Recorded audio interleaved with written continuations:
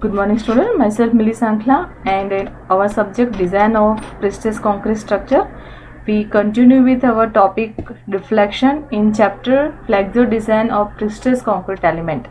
Okay, in previous session we discussed the theory portion of deflection, and in today we discuss some equation of deflection, then we solve with one example of deflection. Okay, now in deflection, equation of type of beam is different deflection. First of all, first is for simply supported beam subjected to UDL on entire span and deflection at center point, that means middle portion center L by 2. Maximum deflection of this beam is 5 by 384 W L raised to 4 by EI. Okay. Second is the simply supported beam subjected to center point load, and deflection of this beam is PL cube by 48 EI. You simply remember this equation to solve the example to find out values of deflection.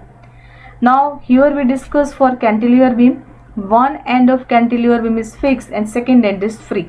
Okay, and it is subjected to UDL load on entire span, and we find out deflection, maximum deflection at free end and delta, or here we write down del also.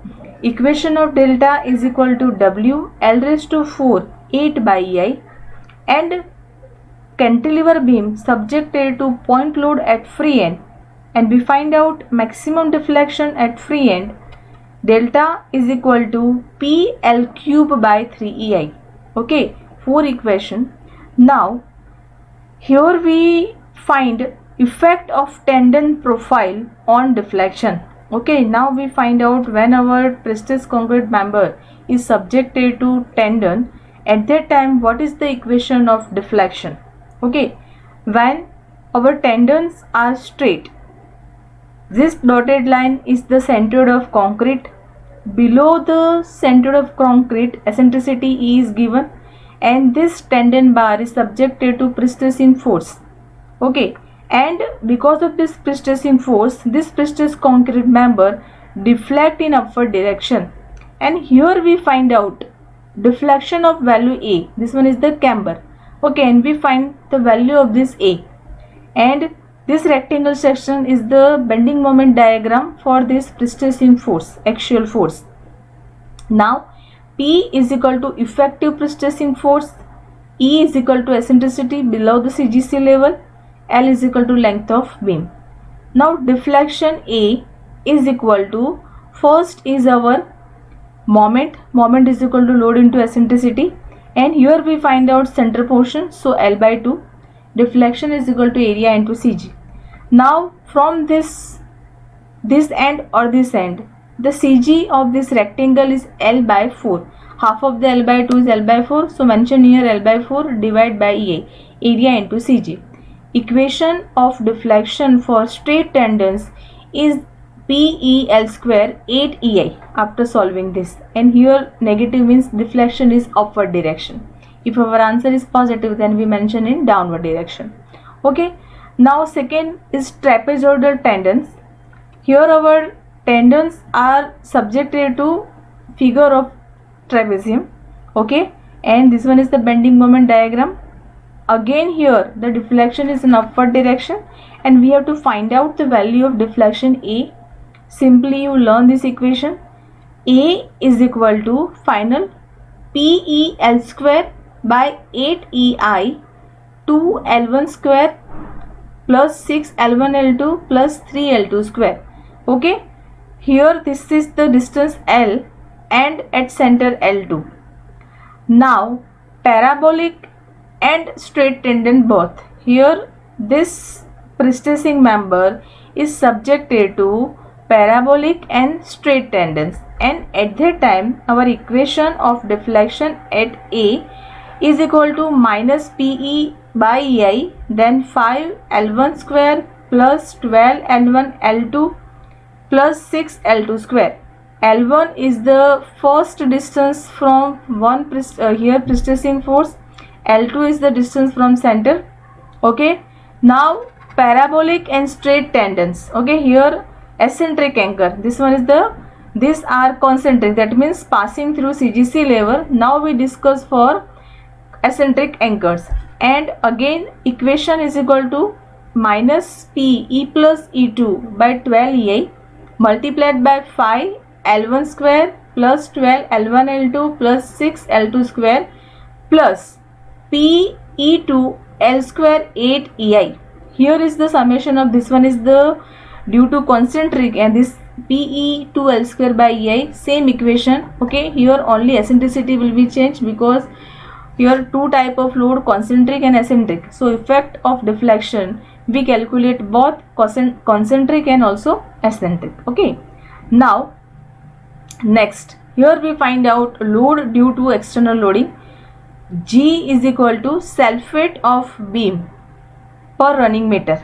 Okay, self weight, here we find out G, that is notation of self weight per running meter, and Q is equal to uniformly distributed superimposed load per running meter. Okay, G is self weight and Q is equal to our uniformly distributed load, superimposed load per running meter. For this, deflection A is equal to 5 G plus Q. G is equal to self weight and Q is equal to our uniformly distributed superimposed load L square by 384 by EI. This one is the equation for this G and Q, self weight and for uniformly distributed load. Now in our code IS 1343/2012 there are some clause given to find out deflection for pre-stressed concrete member. Now clause number is 20.3.1 IS 1343/2012 on page number 29, given some references for deflection. First clause, first point is total deflection due to all loads including the effect of temperature, creep, shrinkage should not exceed span by 250. Okay, if our load, if our total deflection due to load including effect of temperature, creep, shrinkage should not exceed span by 250. This one is the first condition. Now second, deflection after erection of partition or application of finishes including the effect of temperature, creep and shrinkage should not exceed span by 350 or 20 mm. Which one is lesser? In first, total deflection due to all loads. In second, deflection after erection of partition or application of finishes. Okay, second condition, it will be not exceed span by 350 or 20. Which one is lesser value? We consider that. Now third point, if finishes are applied, total upward deflection due to pre-stressing force should not be exceed span by 300. Okay, after total finishing, the total deflection, after total finishing, our total deflection should not be increased span by 300. Okay, this one is the condition of deflection according to our codal provision. Now we solve first example. Okay, for deflection, read the data. Concrete beam with cross section area 32 10³ mm square. The radius of gyration is given 72 mm. Pre-stressed by parabolic cable carrying a effective stress of 1000 Newton per mm square.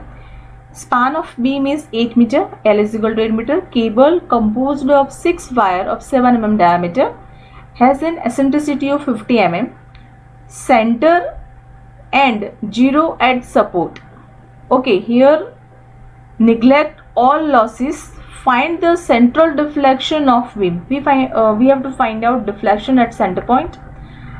For condition, self weight plus pre-stress, and second condition is self weight, pre-stress and live load of 2 kN per meter. Now first of all mention the data that given in example. Cross section area of beam is given 32 into 10³ mm square. Section is not given here, directly the area given. Modulo of elasticity E is given 38 kN per mm square. Okay, modulo of elasticity is given 38 kN per mm square. And dead weight or dead load of concrete is given 24 kN per mm cube. Okay, radius of gyration I or K? Here we use two notation. We use I also or we use K also, and answer is 72 mm. Span L is equal to 8 meter. 1 meter is equal to 1000, so 8 meter is equal to 8000 mm. Eccentricity E is equal to given 50 mm. Okay, here the eccentricity E is given 50 mm.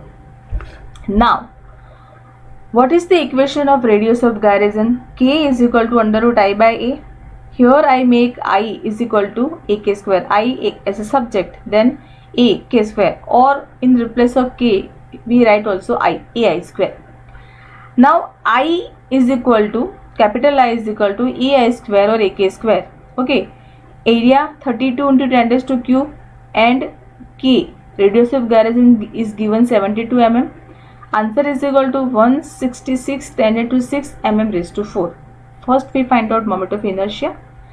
Then we find out pre-stressing force. Pre-stressing force is nothing but that is the multiplication of stress into area.